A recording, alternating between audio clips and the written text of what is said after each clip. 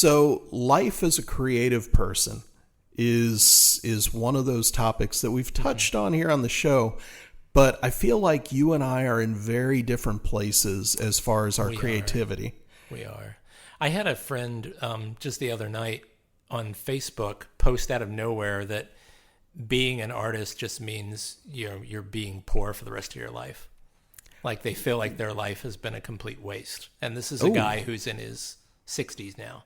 Wow. Just a complete waste? Yeah. Okay. That's a great place to start. Okay, so walking the ledge of artistic livelihood and potential compromise and where we are as artists. Harrowing poverty. Harrowing poverty, sure. And here's where I am as an artist. I am a poet, been published numerous times. I am a songwriter. I'm a bassist. I'm a lyricist. That's pretty much the extent of my creativity. I can't even draw a stick figure and make it look remotely decent. I don't have any visual art. I think we should probably frame this in like our age too at this point. Okay, we're both 52. You'll be 50. I'll be 53 by the time this comes out. Yeah. Probably. It'll still be a few months for me. So from a creative perspective, that's where I'm coming from. And I've been writing since I was a little kid, started playing music when I was 14. And I used to be very driven by success. Like, I want to record stuff. I want to put stuff out. I wanted to be a star. I wanted to reach people. And it was more about that. It wasn't about money or fame. I wanted to be one of those people that was on the radio. I wanted people to hear the stuff that I had a part in writing. As I've aged, and especially in my 30s and 40s, like doing poetry readings, it was enough, and it still is. Do a reading. If one person comes up afterward and comments or wants to talk about something I read, that's enough justification. That's all I need, because that to me is what art is about, touching people. But ultimately, it's about me first. I've got to make myself happy with it first. Like, I will fill a notebook with poetry and take 2 or 3 pieces that I think are worthy, type them up, put them into a binder, throw the rest away. Because a lot of it is exercise, getting to something more. So what's your current take on art? My current take is the exact opposite. And I think the idea of art for art's sake is a luxury that a lot of people take for granted. Why is it a luxury? It's a luxury because if you don't make your living doing art, then that's essentially not... I guess it's not, your life isn't hinging on that art selling or that art reaching large masses. Sure. Okay. So, yeah, if I were a studio musician and getting paid by the gig, yeah, that would radically change it. But at that point, I'm a side person too. I'm not necessarily part of at least the base level of the creative process. I'm there to do a job. And I think that is a very interesting differentiation to make, is when it is your job versus simply art. Yeah, I think for me, I've been being paid to be a creative for the last 30 some years. Which makes it radically different for you. My world is based on an ROI for a lot of what I create. And to talk about sort of my origins, I've been painting since I was 6. I started oil painting. I've always drawn. I'm a more visual artist. I have no musical ability whatsoever. I can barely hold a tune. So I've been trying to teach myself how to sing just for laughs, but that's about it. 90% of what I do is film and television. Yeah. Now, and I just got a little notification on LinkedIn and Facebook that this will be my 29th year as a professional editor, which is frightening to think about.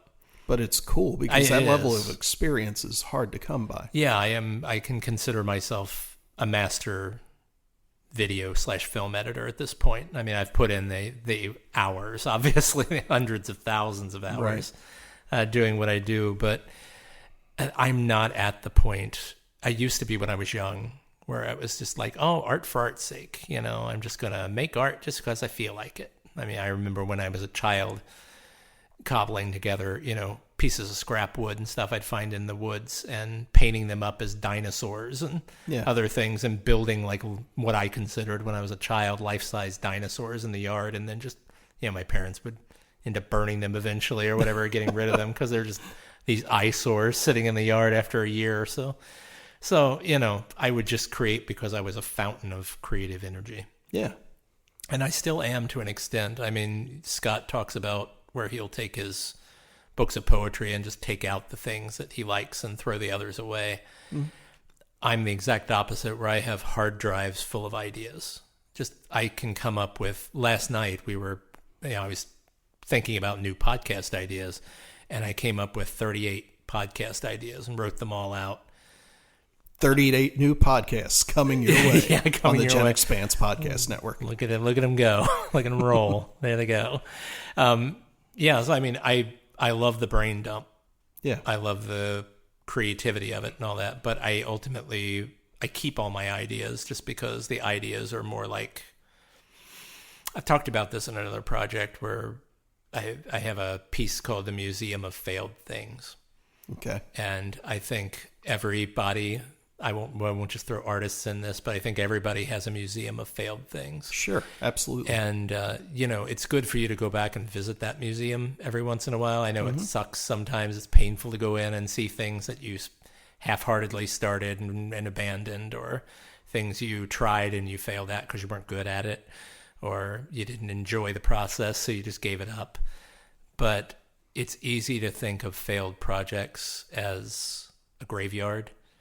But really, it's a greenhouse. Yeah. Because everything you create feeds the next thing you create. Sure. And a lot of it still has a little bit of life left in it. So I kind of question you throwing away all of those poetry ideas, because don't you think that some of those may have germinated into something completely different eventually? Oh, I'm not going to say that I won't see a good couplet or a good line out of something that the rest of it doesn't hit me and I don't recopy it over into a new notebook. Yeah.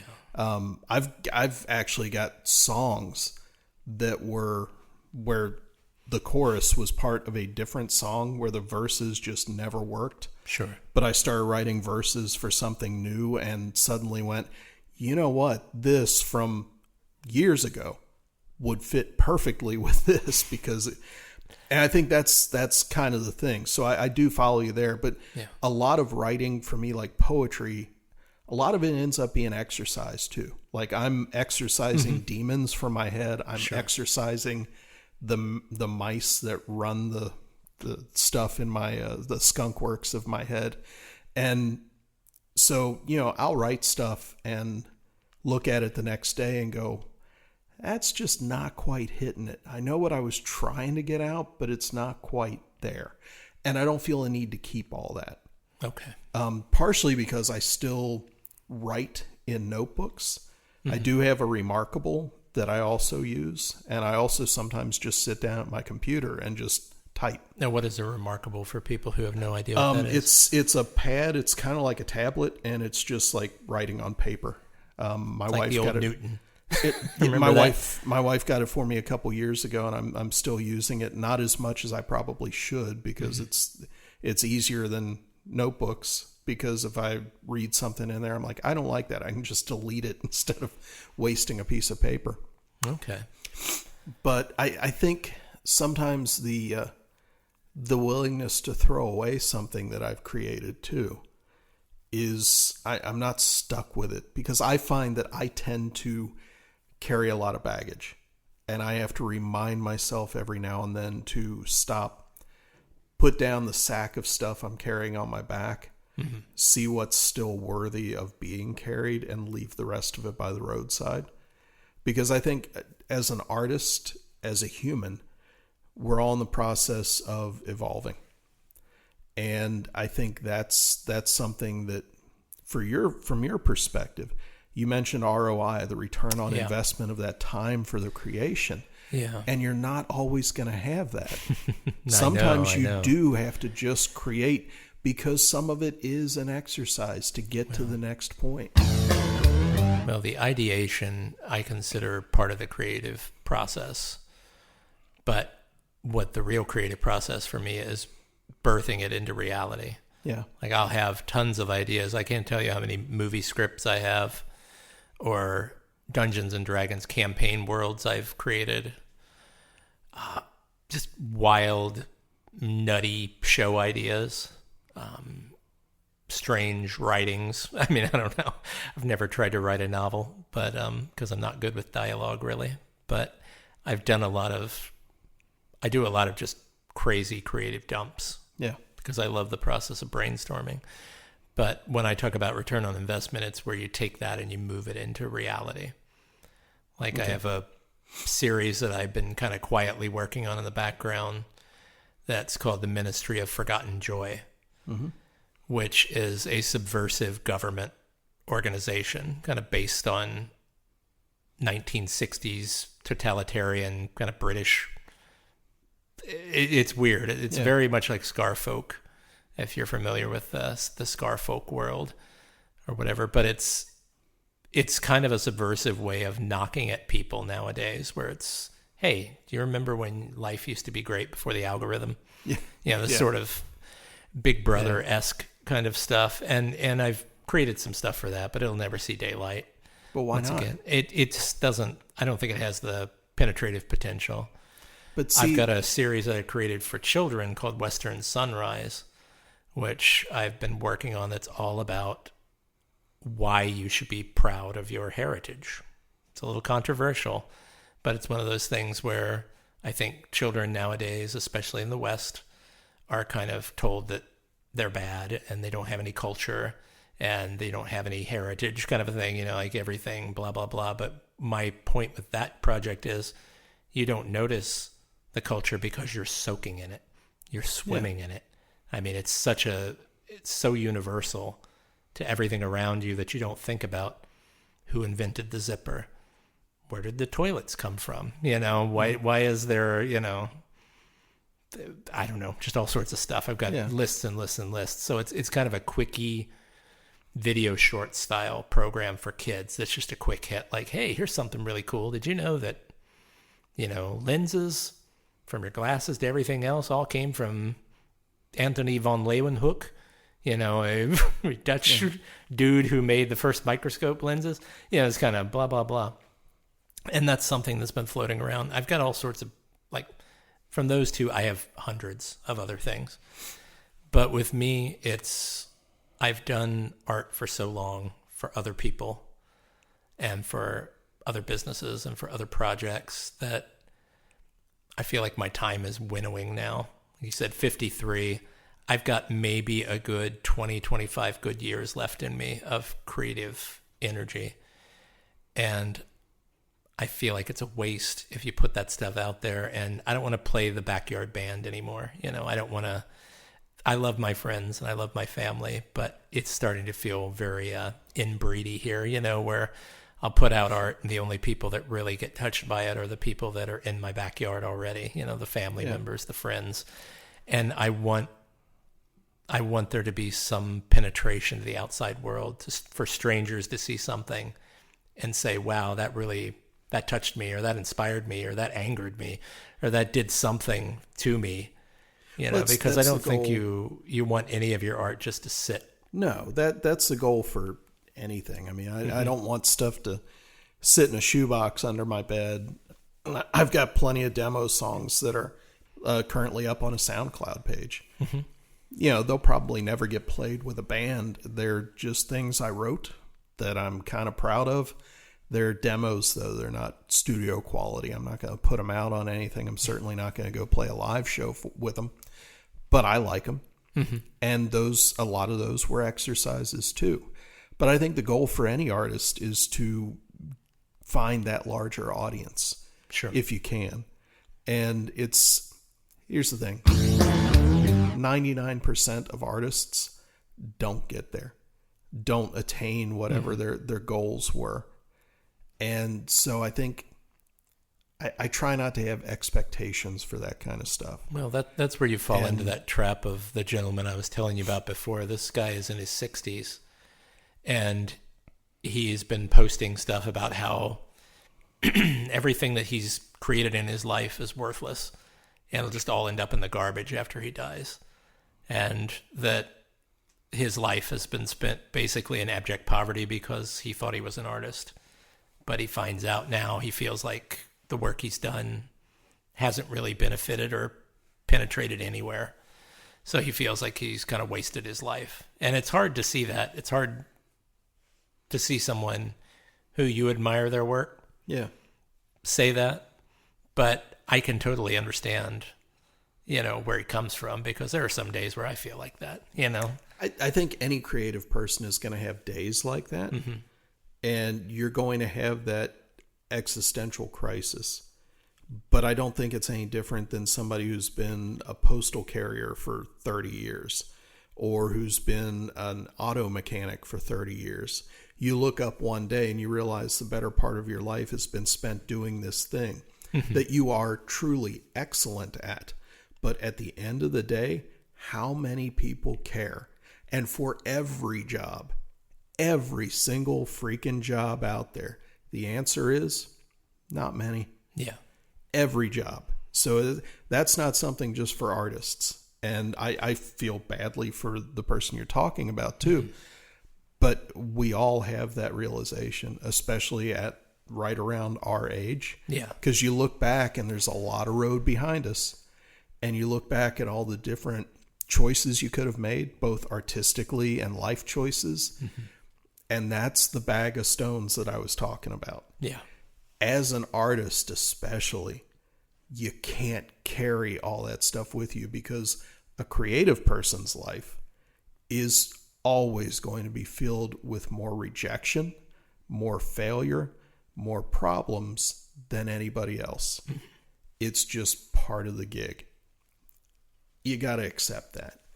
And I think the biggest thing, like we were talking about, like if I was a studio musician earlier, would that change? Yeah, if you had spent the last 30 years doing like music for money. Working on other people's stuff, touring behind other artists, not spending as much time working on my stuff.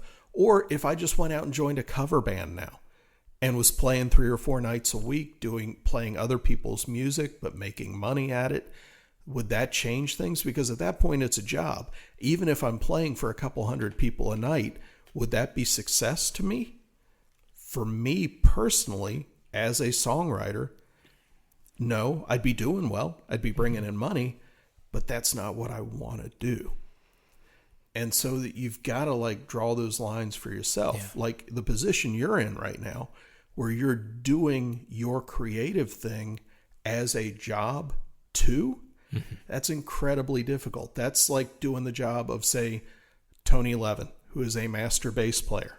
He backs people up. Peter Gabriel, he's been his bassist since he went solo, almost exclusively. There, he's following Peter's vision. But Tony also writes. Yeah. He's a member of King Crimson.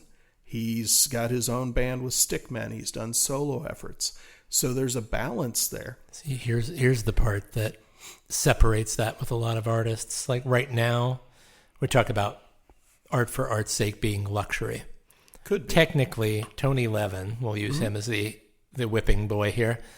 He made so much money with Peter Gabriel and all that he can afford to, sure. I mean, he can afford to have the luxury of doing his own stuff and experimenting with it, and it doesn't have to succeed or fail.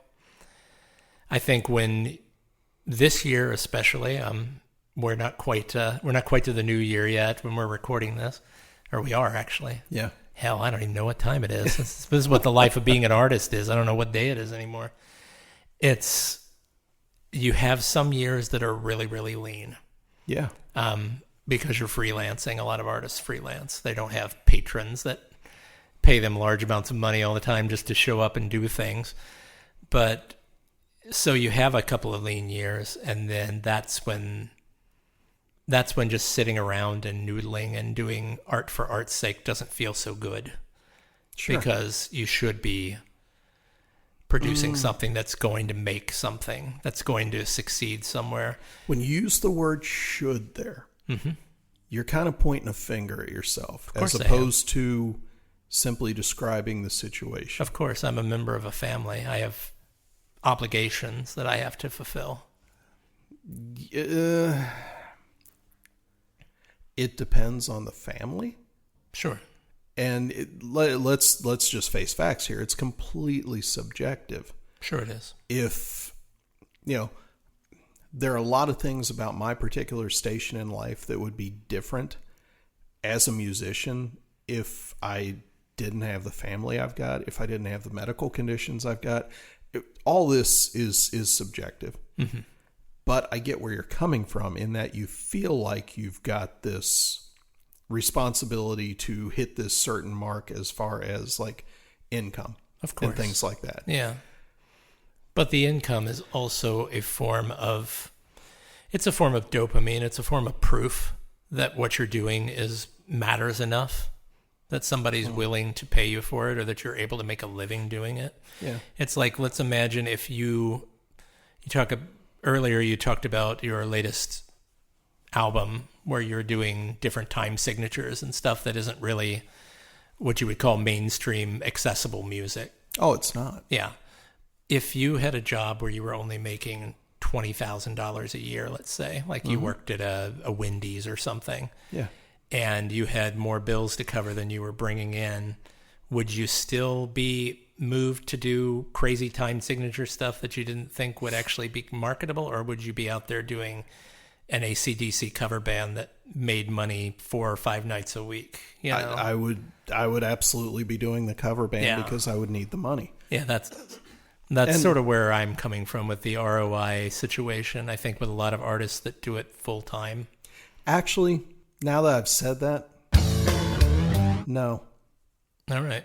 Well, that's you being stubborn. Well, I mean, that's you stubbornly shooting yourself in the foot. Is it though? Because here's the thing. Going out and being a member of an AC/DC tribute band, the amount of hours of rehearsal, the setup, the staging, going out finding gigs, all that investment is going to take so much. Yeah. And the payoff is going to be a pittance of money comparatively. Welcome to art.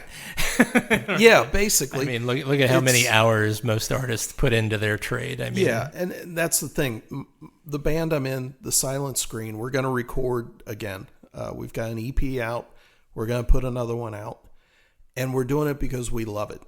Yeah. We sell some. That's great. I want people to hear the stuff we do because it's really good.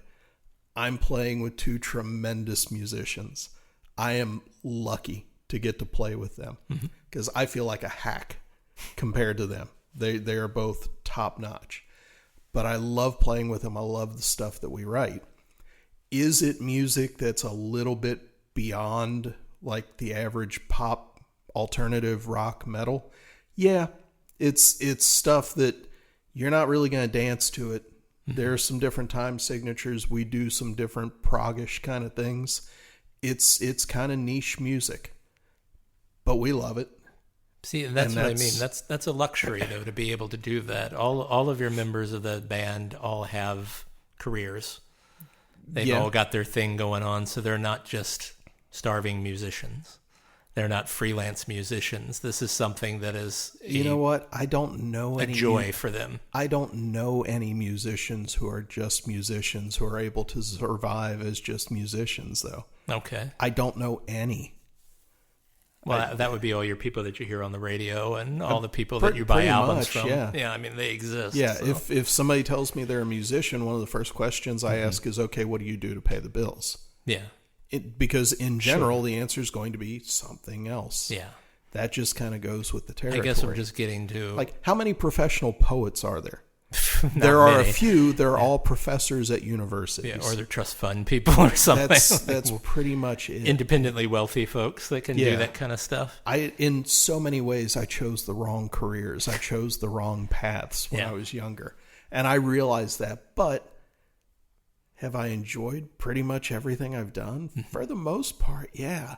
But we were discussing maybe like what would drive you to be more return on investment as a musician.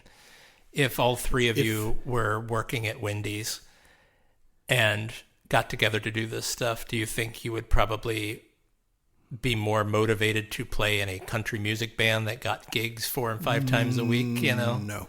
Okay. I would no. Okay. Not country. Well, that is the difference between you and I. Would I play in a cover band?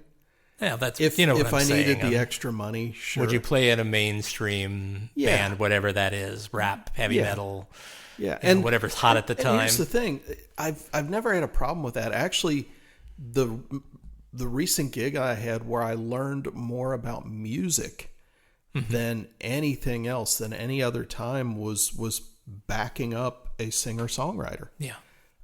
Because his level of musicianship was so like top of the line. I really had to work to keep up and to play bass with him. I was very fortunate that he chose me for the gig. So yeah, I've got nothing against that. And it wasn't my art, it was his. Sure. And I learned that aspect of playing music too, of, okay, it's your vision. How do I do this to support your vision? Yeah. And you as an editor, you do that all the time. So I think there's a huge differentiation here. Yeah. That between working for someone else and doing the stuff that stirs your soul. Oh yeah. So the projects you're talking about that you've got that are sitting, what's it going to take to make you start throwing those at the wall? If I think they're going to get a wide enough audience that it's worth my time. But submitting scripts and getting stuff out there doesn't take much. Takes knowing the right people. It takes knowing the right people and getting the stuff into the right hands. But as far as video series and audio series and stuff that I've created, or Dungeons and Dragons products or role-playing game products that I've created, yeah, it all depends on if I feel like there's a market for it. If there isn't, I'm not going to put the time into birthing it. That's really where it's at. Now, Scott and I had a discussion before this started where he feels that my problem is that I see everything as a battle, as a fight, as a challenge. Yeah. And I often say, I'm not, all I ever want with any product that I put out there is I want it to have a chance to live or die on the battlefield, because that's where it proves its worth.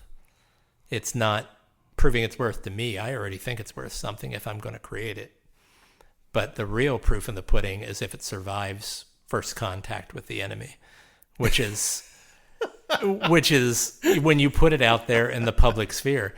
Does it succeed? Does it get ignored? That's the worst, is when nobody listens or watches something.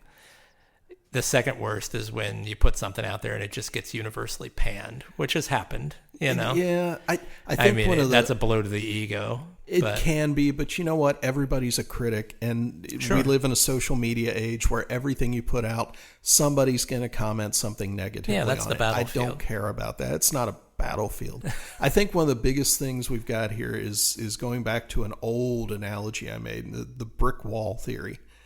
In your head.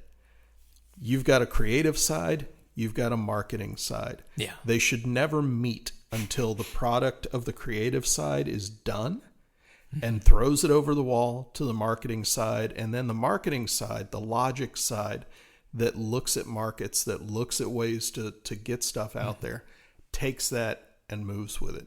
You've got to be satisfied with what you've created first. See, I think I have so many ideas that I can't afford to just make every single one and then throw it over the wall. I have to do that harsh triage. Well, yeah, of who's absolutely. Who's going to live and who's going to die in my world. I'm not saying throw everything over, but you pick the stuff that you think is the most viable, throw it over, and then you try to market it. You try and find your audience. You try and find the people that will listen or will watch or will want to take a chance on something. And all it takes is one. Here's a critical thing I'm going to put this out here. I'm going to sound like an old curmudgeon on this one, but I am coming at this from a Gen X perspective. This is the Gen-x-istentialists. We were talking about how there is a huge market out there for mediocre work. Yeah, the cult of the amateur. Yeah. And I talked to a strategic analyst a couple days ago regarding our podcast and some other things. And he was telling me that perfection is the enemy right now in today's world because people aren't interested in well-produced, well thought out, highbrow entertainment. They're interested in holding a phone up and TikToking with bad lighting, crumbs in your beard, and terrible audio. That just makes me want to cry. It does. And, I was talking to Scott earlier before we started this podcast about wouldn't it be an interesting social experiment to just try to make the most mediocre garbage product, like on purpose, as a social experiment, like a piece of, what do you want to call it, contemporary art, performance art, and see how far we could take it. But then it dawned on me, now this is going to sound very egotistical, but this is coming from 30 plus years of professional experience for both of us in the arts. I don't know how I would even go about creating something mediocre. I would never let it out in the first place. If it didn't have some merit. Now, I've done some real lowbrow crap. I'm looking at Meat Cleaver Theater. I'm looking at Puppet Brad. We did some real, basement style, gonzo, cable access style stuff. But it had merit. That's the reason. It had merit. That's the reason charm. It went out. It had quality. I had a level of intelligence in the writing and all that too. So, and let's be fair here too. We come, and this is a generational thing. Yeah. Because when we were growing up, mid 80s to year 2000, the prime media time for us people our age, you had to be quality. You had to stand out to get noticed. You had to be good. And I think there were a few things that kind of led to the downfall of that. We needn't get into them right now. But the fact that there is this cult of the amateur because everything is easier now. Sure. You don't have to go to a studio to make music. You don't have to go to a studio to record a podcast. You can do it at home. Anybody can do it. Look at us. Look at me. But here's the thing. There is a certain level of quality to the Gen-x-istentialists. Sure. And it didn't cost a lot of money. The mics that we're recording this on didn't cost a whole lot. They're of a level where I can get a good signal. I can make it work because I've got some audio experience. I would like to think, because I have done comparisons, we're probably one of the better sounding podcasts that you folks listening have ever heard. Well, the gentleman that I spoke to is a podcast strategist for a large podcast network. Yeah. And he was kind enough to spend an hour and some odd minutes talking with me. He analyzed our podcast, a few other things, and sent us a strategic report. Yeah. And while we didn't measure up to their podcast network, it's one of those things, he did say that our podcast has professional sounding audio, like we're in an era of laptop audio. Yeah. That the production value is above and beyond. The synchronicity between the guests or the hosts here is above and beyond.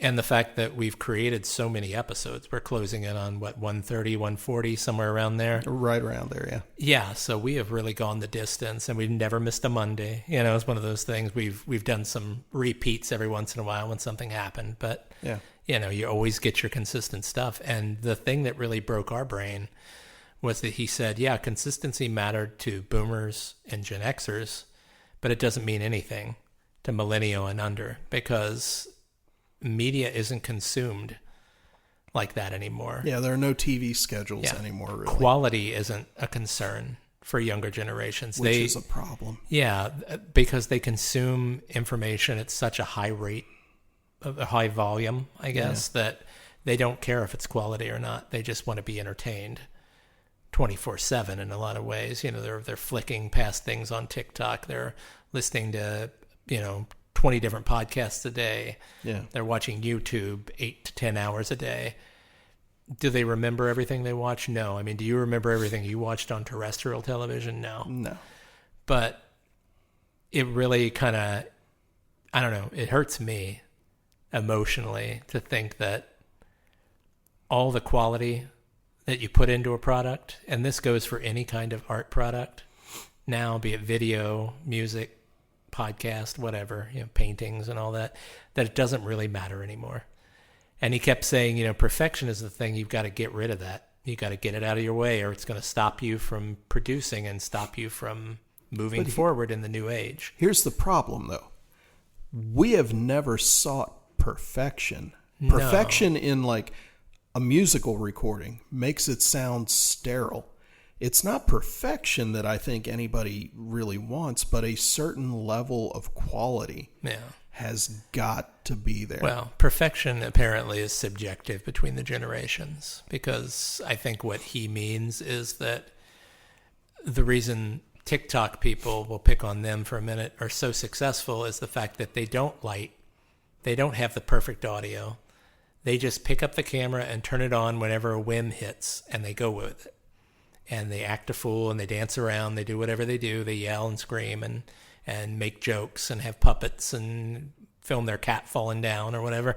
And that's what people want. And the excuse was, now, people out there listening, if you want to give us some feedback on this, I'd love your honest feedback. The excuse he gave was that it's accessible to people when it looks so amateur and it looks so mediocre and easy. It looks like something they could do, or they could do better. So they watch it. It hooks them in because it's like, this reminds me of my life, my mediocre, poorly lit, poorly mic'd life. I think, like, coming from us, and I guess this is a generational thing too. I didn't want to listen to something that sounded like I could do better. I wanted stuff to aspire to.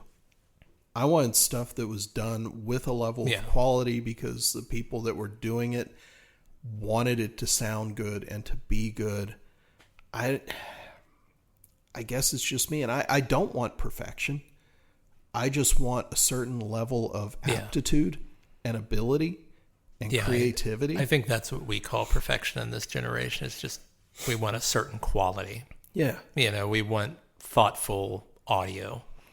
We want things lit enough that we can see them. It doesn't look like grain. Yeah. I want you to put a little concern into your look or your set or something, so it doesn't look like a dirty old apartment and you just woke up. I mean, I've got a TikTok account. I don't post on it really. I watch stuff here and there.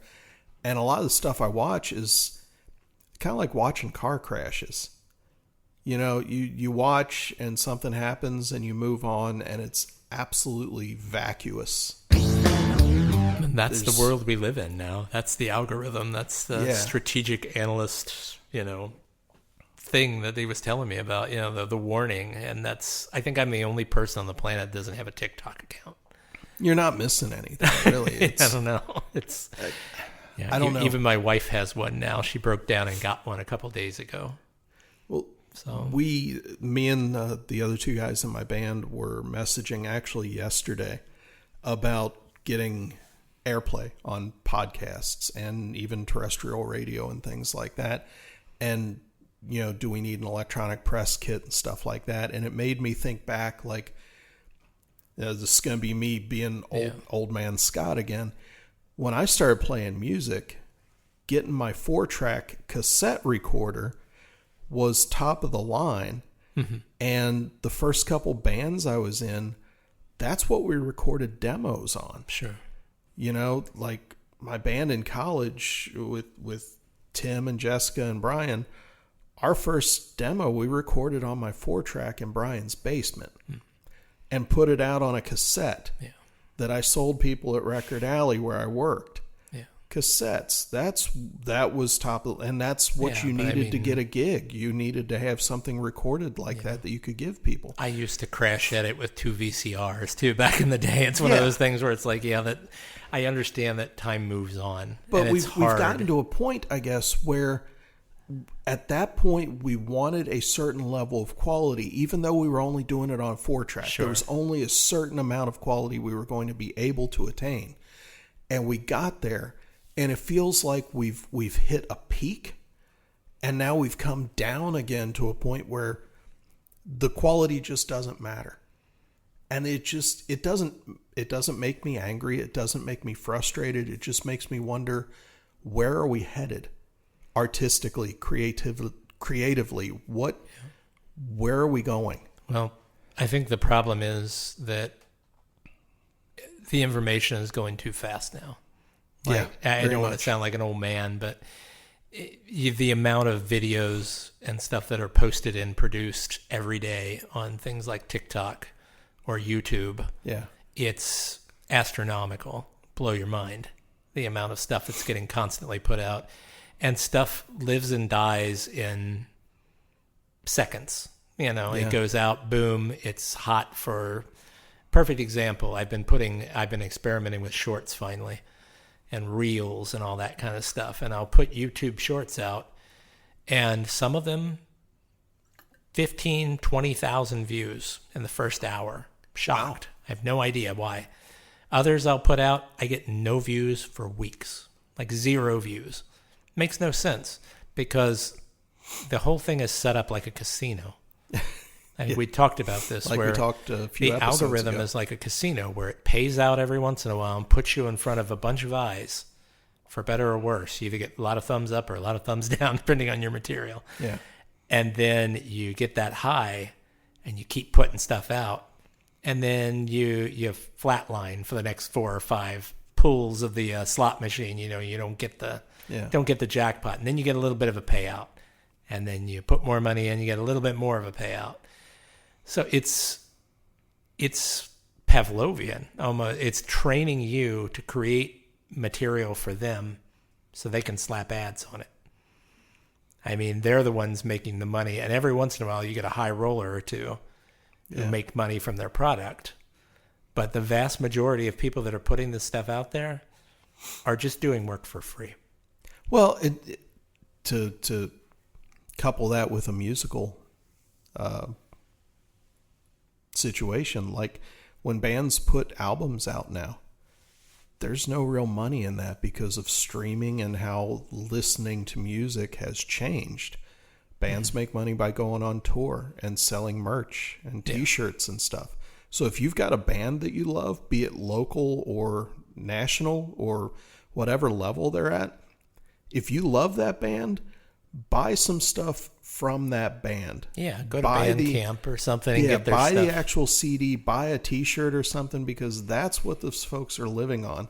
Because publishing and stuff like that kind of gone down the toilet with the death of the record industry, which not necessarily an awful thing, but the way things have ended up, sure, there's no money in it. It's the same thing for books. Like writing, absolutely. Yeah. That happened a while ago. And I think AI is going to take over a lot of the creation. Yeah. Because it's fast. It doesn't sleep. And it can just churn out stuff right and left. It doesn't take any ability or any, talent. And we've been training it for years. Yeah. So that's why a lot of what you see online now, especially on TikTok and shorts and stuff, are AI generated goofy little videos, that someone just made a prompt for. Yeah. Because you can knock out hundreds of those in an hour, whereas before it took you, an hour to knock out one video. And maybe that's where we are heading. Maybe this is the death of the cult of the amateur, is AI taking over, and eventually we're going to get back to a point where the people creating the art, whatever it might be, is what's actually important again. I really do think that you're gonna hit an inflection point in the next 2 or 3 years where the majority of views on YouTube and TikTok will go down because people will get really bored of watching obvious AI stuff. Yeah. I mean, this kind of fake stuff. I mean, there's an enjoyment level to it. I'm not crapping on AI. I think people that want to make AI art and AI videos and that, more power to you. You want to make some songs that you've always wanted to make, great. It's fun to create. It's good for everybody to be creative. But I think people are going to get really tired of it, and they're going to start to tune out, and they're going to start seeking out real production again. Yeah. And hopefully that production will be of people who are actually talented enough to catch the eye. You know, you're going to have artisans again instead of just the glut. Like you said, the death of mediocrity could be right around the corner. You never know. I would be all for that. And so on that note, geez, maybe we should just like take a real left turn and do some sort of different kind of podcast, like something about hair metal maybe, or something like that. We could do whatever we want. So maybe the Gen-x-istentialists might be taking a break for a little while, because we've shopped around to a number of networks, and we're just not putting out the material that anybody's really that super interested in right now. Yeah. So maybe it's time to zhuzh it up, as the kids say. Yeah. We should go back to Mega Wheel for a little bit just to have some fun with it. Maybe next episode we'll do an all Mega Wheel spectacular. Gotta love that. So, hopefully you've enjoyed this. If you have questions, comments, concerns, please post wherever you are listening to this podcast. And until next time, whenever that next time might be, this has been the Gen-x-istentialists podcast. My name's Scott. And I'm Bunny. We'll catch you next time. Have a good one.